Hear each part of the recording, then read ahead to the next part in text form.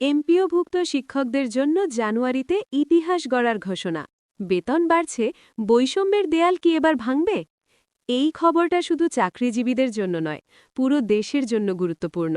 কারণ নবম pay scale বদল মানে বদলে যাবে অর্থনৈতিক বাস্তবতা। থাকছে সম্পূর্ণ ভিডিও জুড়ে।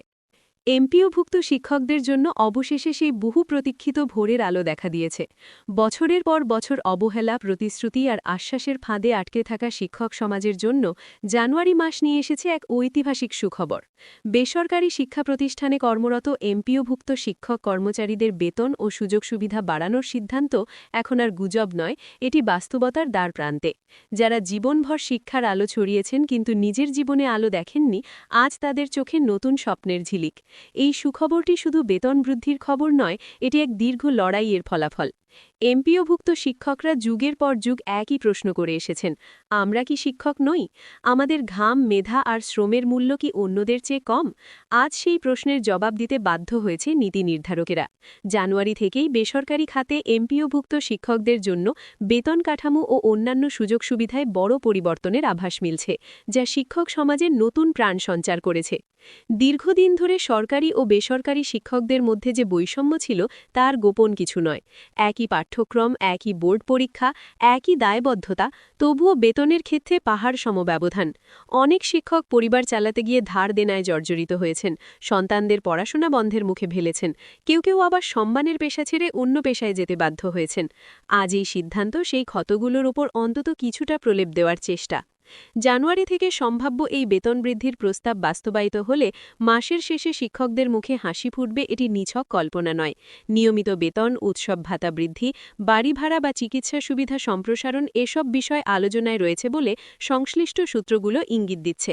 অর্থাৎ শুধু মূল বেতন নয়, সামগ্রিক জীবনমান উন্নয়নের দিকেই এগোচ্ছে এই সিদ্ধান্ত। এখানে সবচেয়ে গুরুত্বপূর্ণ বিষয় হল, এটি কোনো দয়া নয়, এটি শিক্ষকদের ন্যায্য অধিকার।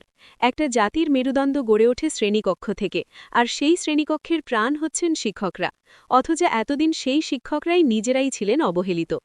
আজ যখন সরকার ও সংশ্লিষ্ট মহল বেসরকারি খাতে কর্মরত এমপিওভুক্ত শিক্ষকদের দিকেও নজর দিচ্ছে, তখন এটিকে ঐতিহাসিক স্বীকৃতি বললেও ভুল হবে না।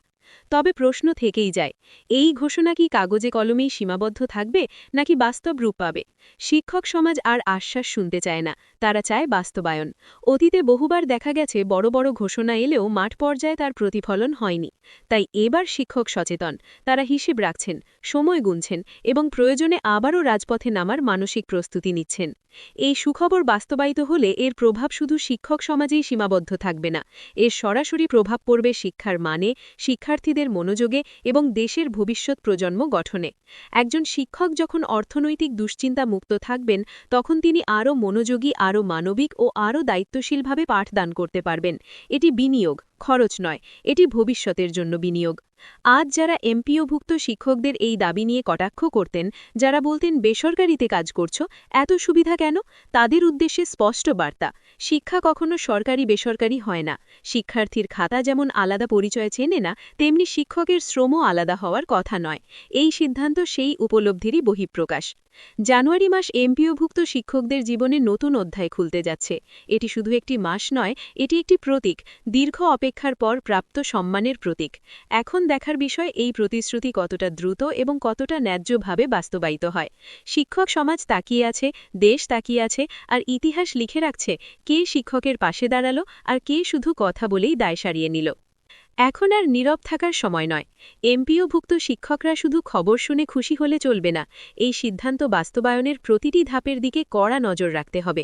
কারণ ইতিহাস সাক্ষী, শিক্ষকদের সাথে বহুবার আবেগের খেলা হয়েছে, প্রতিশ্রুতির ফুলঝুরি ছড়ানো হয়েছে, কিন্তু বাস্তবতা এসেছে ঢিমে তালে। এবার শিক্ষক সমাজ ঐক্যবদ্ধ থাকলে এই জানুয়ারিই প্রমাণ করতে পারে যে শিক্ষকরা আর অবহেলার পাত্র নন, তারা নিজেদের অধিকার আদায় করতে জানেন। এই মুহূর্তে যারা সিদ্ধান্ত গ্রহণের চেয়ারে বসে আছেন, তাদের মনে রাখা দরকার, শিক্ষকদের দীর্ঘশ্বাস কখনো নীরব থাকে না, তা একদিন বিস্ফোরণ ঘটায়। বেতন ও সুযোগ সুবিধা বৃদ্ধি যদি কাগজে সীমাবদ্ধ রাখা হয়, তাহলে সেটি শুধু একটি প্রশাসনিক ব্যর্থতা নয়, এটি হবে জাতির ভবিষ্যতের সাথে বিশ্বাসঘাতকতা। কারণ ক্ষুধার্ত, হতাশ ও অবমূল্যায়িত শিক্ষক দিয়ে কখনোই আলোকিত প্রজন্ম গড়া যায় না। তাই আজ এই ভিডিওর মাধ্যমে স্পষ্ট করে বলা দরকার, এটি কোনো অনুগ্রহ নয়, এটি ন্যায্য পাওনা।